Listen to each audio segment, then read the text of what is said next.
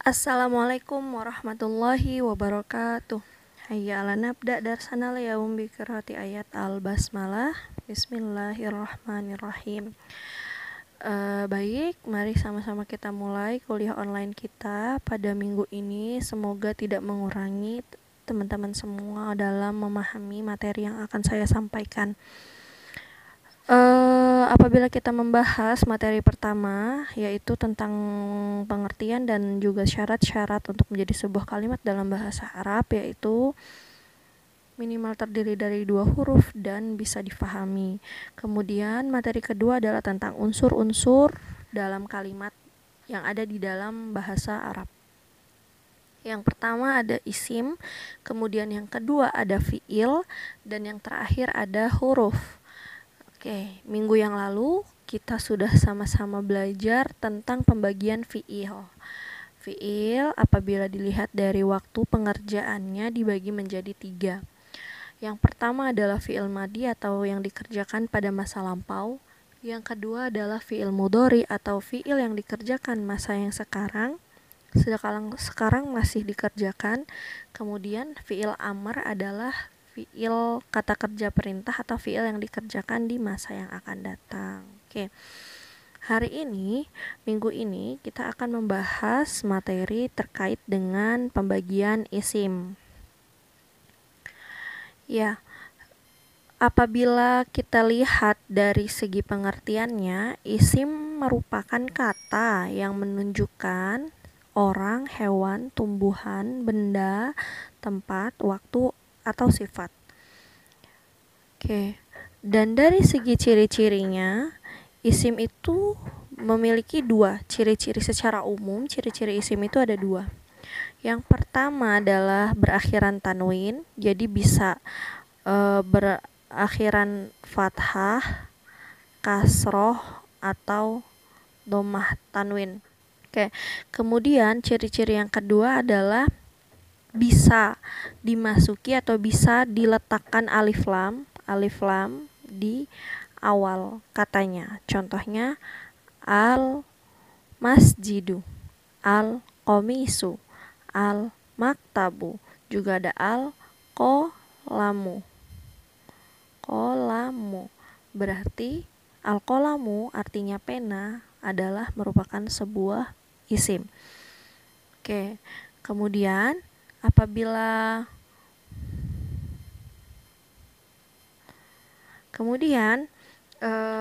kita lihat dari segi pembagiannya, isim itu dibagi menjadi 2 bagian.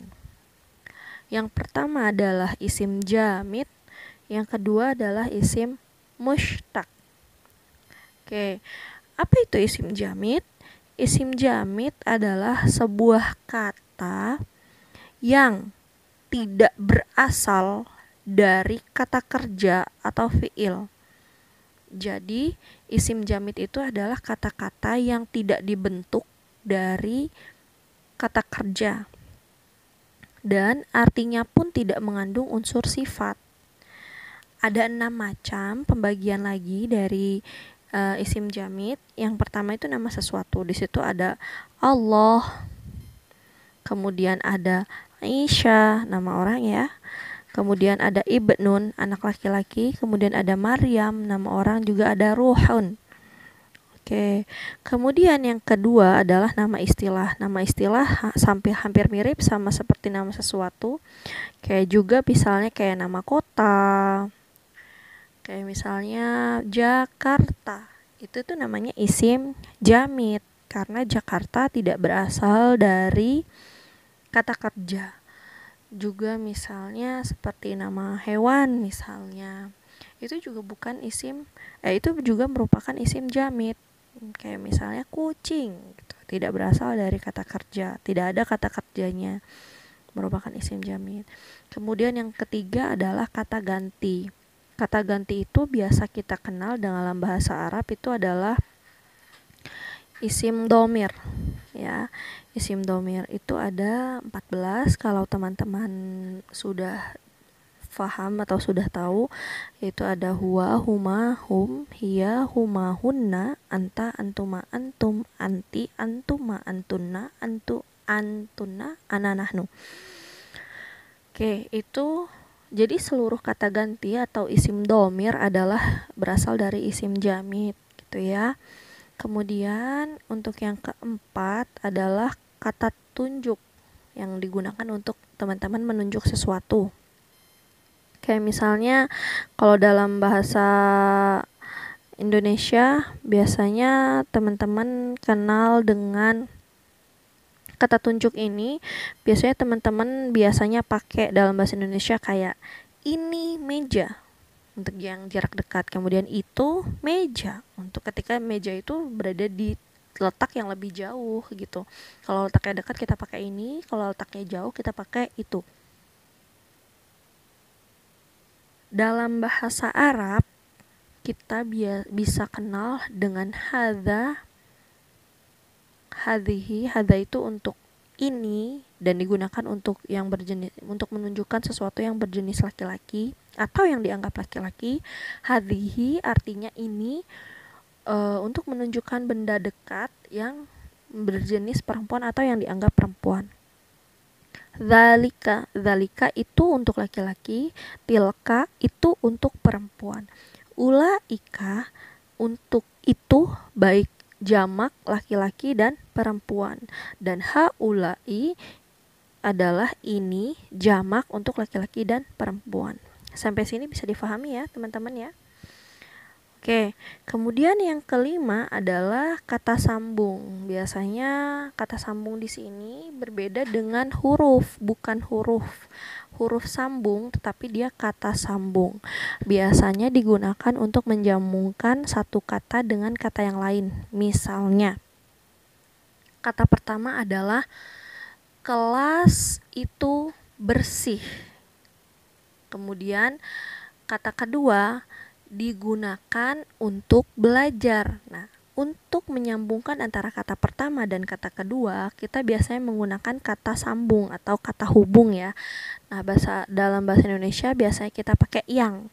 Jadi, kelas itu bersih yang digunakan untuk belajar. Itu yang dimaksud dengan kata sambung. Dalam bahasa Arab ada beberapa contohnya yang saya hanya cantumkan seperti alladzi untuk mufradnya atau untuk singlenya, untuk tunggal. Kemudian alladzina untuk jamaknya, untuk laki-laki. Dan untuk yang perempuan allati untuk tunggal, kemudian allatina untuk jamak perempuan. Oke, faham tuh? Mudah-mudahan teman-teman jelas ya.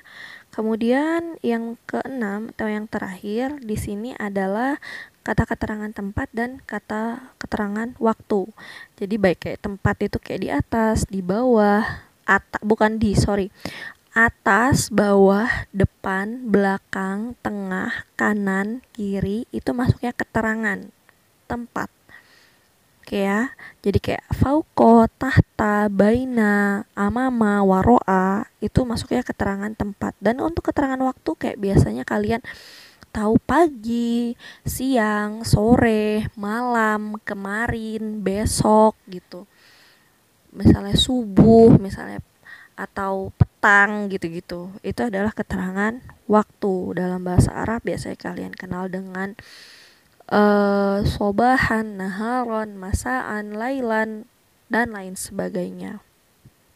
Oke, jadi kesimpulannya isim jamid itu meliputi nama orang, nama kota, kemudian domir atau kata ganti, kemudian kata untuk menunjuk ini dan itu, kata sambung yang, dan kata keterangan tempat dan juga kata keterangan waktu.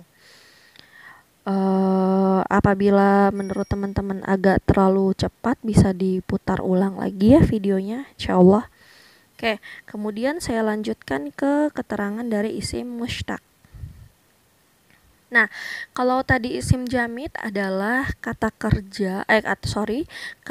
yang bukan berasal atau tidak diambil dari kata kerja atau fiil.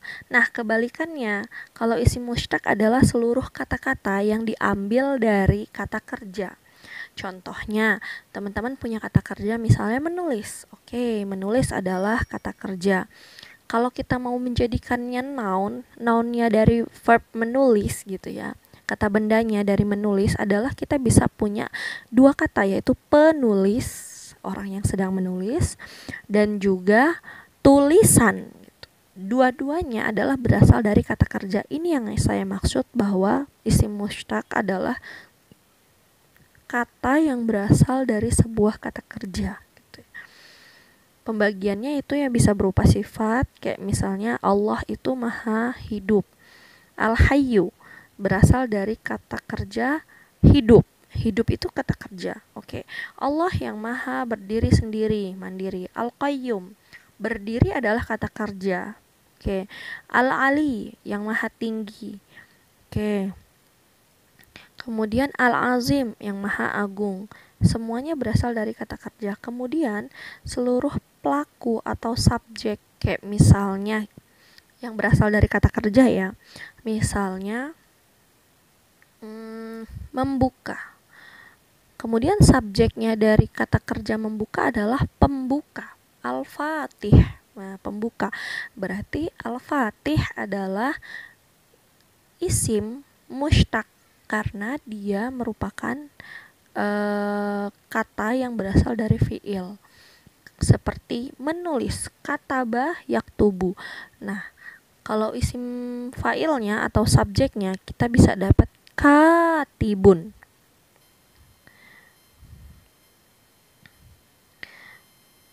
Katibun. Tibun. Artinya adalah penulis. Penulis di sini merupakan subjek atau orang yang melakukan kegiatan menulis. Makanya kita sebut dengan isim mushtaq karena dia subjek yang berasal dari kata kerja. Kemudian yang terakhir adalah alat. Kayak tadi misalnya membuka, fataha yaftahu. Orang yang melakukan kegiatan membuka adalah fatih. Kemudian alat untuk membukanya adalah miftah atau kunci. Nah, kunci di sini merupakan isim mushtaq karena dia berasal dari kata kerja fataha. Bisa dipahami teman-teman ya? Kemudian seperti juga kayak contoh duduk misalnya. Bahasa Arabnya duduk adalah jalasa yajlisu. Oke. Kemudian kalau orang yang sedang duduk adalah jalisun. Sedangkan alat untuk orang duduk-duduk adalah majlisun. Jadi jalisun dan majlisun adalah berasal dari kata kerja jalasa yajlisu. Oleh karena itu jalisun dan majlisun merupakan isim mushtaq karena dibentuk dari kata kerja. Sampai sini bisa difahami ya teman-teman? Oke. Materi kita cukup. Jadi pembagian isim, saya ulas lagi. Pembagian isim itu terdiri dari dua. Yang pertama isim jamid, yang kedua isim mushtaq. Isim jamid adalah isim yang tidak berasal dari kata kerja. Seperti contohnya nama orang, nama benda, nama hewan, nama tumbuhan, nama kota gitu ya. Kemudian kata ganti, wahumahum yahumahuna anta antum antum antuna ananahnu. Kemudian kata tunjuk, ini dan itu. Kemudian kata hubung, yang. Kemudian kata keterangan tempat dan kata keterangan waktu. Itu semuanya tidak berasal dari kata kerja. Makanya dia digolongkan termasuk pada golongan isim jamid. Sedangkan isim mushtaq adalah kata yang diambil dari pecahannya kata kerja gitu. Seperti tadi kata kerjanya membuka. Kemudian orang yang melakukan kegiatan membuka adalah fatihun. Berarti fatihun adalah isim mushtaq karena dia ada kata kerjanya fataha gitu. Katibun, orang yang menulis atau biasanya kita kenal dengan sekretaris ya. Sekretaris kan tugasnya menulis, katib. Nah, katibun itu ada kata kerjanya, kataba yaktubu. Berarti katibun merupakan isim mushtaq karena dia berasal dari fiil kataba yaktubu. Jalisun, orang yang duduk, adalah isim mushtaq karena dia berasal dari kata kerjanya jalasa yajlisu dan lain sebagainya. Masih banyak. Seperti kalian calon pakar hukum ekonomi ya, hakama yahkumu, orang yang menentukan hukum gitu. Kalau hakama yahkumu itu adalah menghukum gitu ya. Sedangkan orang yang melakukan hukuman, yang menetapkan hukuman adalah hakimun. Berarti hakim adalah isim mushtaq karena dia ada kata kerjanya. Untuk bisa menentukan lebih gampangnya, teman-teman menentukan isim itu jamid atau mushtaq adalah dengan teman-teman bisa kalau yang sudah pernah menghafal tasrif itu insya Allah bakal lebih peka gitu ya, bakal lebih tergambar bahwa oke, ini ada kata kerjanya berarti dia adalah mushtaq. Kalau dia tidak ada kata kerjanya berarti dia jami. Insya Allah selesai materi kita hari ini. Mudah-mudahan teman-teman bisa paham dengan baik juga meskipun kita melaksanakan kuliah ini secara online. Di sini saya akan berikan contoh analisis ayatnya dari Al-Quran surat Al-Baqarah ayat 253. A'udzu billahi minasyaitonir rajim. Bismillahirrahmanirrahim. Tilkar rusulu faddalna ba'dahum 'ala ba'd. Minhum man kallamallahu wa rafa'a ba'dahum darajat. Wa atayna Isa ibn Maryam al-bayyinati wa ayyadnahu bi ruhil qudus. Walau sya'allahu maqtatalal ladzina min ba'dihim min ba'di ma ja'atuhumul bayyinat walakin ikhtalafu faminhum man amana wa minhum man kafar wallahu sya'allahu maqtatalu walakinnallaha yaf'alu ma yurid. Di sini sudah saya analisis adalah setiap kata yang berwarna hijau itu menandakan bahwa berasal dari isim jamid. Sedangkan untuk kata-kata yang berwarna oranye adalah menandakan bahwa dia adalah berasal dari isim mushtaq. Begitu ya teman-teman. Di sini sudah selesai materi kita hari ini. Saya mohon teman-teman tetap bisa kondusif untuk melaksanakan kuliah online ini karena insya Allah ketika materi kita sudah genap 6, kita akan melaksanakan UTS bagaimana yang akan kita jalankan. Jaga kesehatan teman-teman semua, mudah-mudahan kita selalu dijauhkan dari mara bahaya, malapetaka dan penyakit. Hayya ala nahtam darsanal yaum bi qiraati ayat alhamdulillah. Alhamdulillahirabbil alamin. Mari sama-sama kita tutup dengan membaca doa kafaratul majlis. Subhanakallahumma wa bihamdika asyhadu an la ilaha illa anta astaghfiruka wa atubu ilaik. Astaghfirukum jami'an wallahu a'lam. Assalamualaikum warahmatullahi wabarakatuh.